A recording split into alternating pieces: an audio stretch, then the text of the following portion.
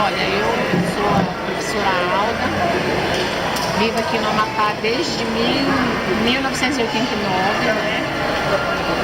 E há uns 15, mais ou menos, eu tive problema de câncer. E eu tive muita dificuldade como pessoa, porque meus filhos naquela época, não sei se você lembra, eles eram todos pequenos, né?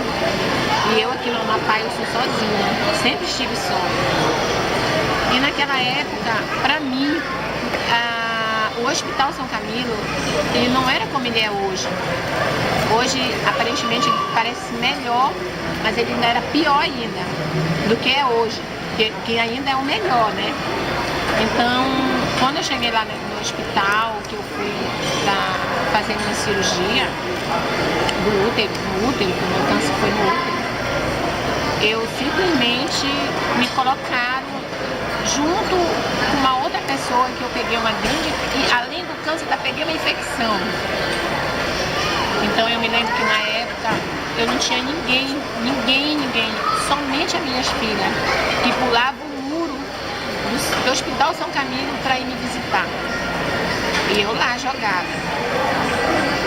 Até que um belo dia, uma irmã minha de Belém resolveu ligar e falaram para ela que eu estava muito mal e ela veio me buscar, né? Aí foi que eu fui para Belém e terminei meu tratamento em Belém. E para mim, até hoje, assim, falar hoje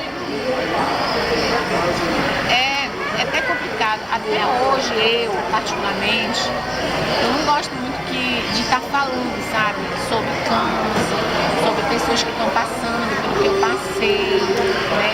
Porque para mim é surpresa. Depois de 3 anos eu tornei a vir com problema da tireoide, onde vieram 8 nódulos.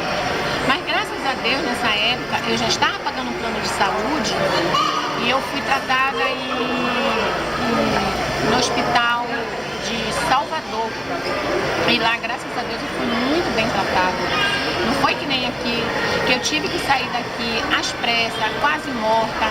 Eu sempre costumo falar assim, na época tinha uma banda que estava fazendo sucesso, que era aquele menino que dançava. Ele já até morreu, né? Eu me lembro que esse rapaz nem me conhecia.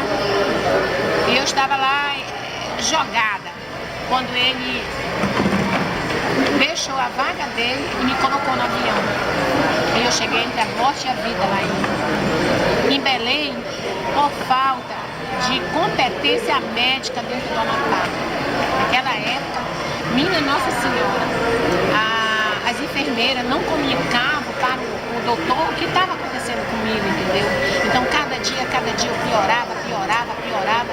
Olha, foi muito triste, eu passei 3 meses de hospital, entre a morte e a vida. Mas graças a Deus, hoje eu tenho que falar assim, eu fui uma pessoa extremamente forte, eu fui uma pessoa, gente, que quando eu descobri que eu estava com câncer, eu não contei pra ninguém. Porque se eu contasse naquela época, era assim, era mesmo que estar com uma AIDS. As pessoas até discriminavam a gente, sabe? Então eu me calei. Só que o câncer, quando ele aparece, que ele não dá aquelas crises, é bom. E a minha já me dava aquelas crises insuportáveis.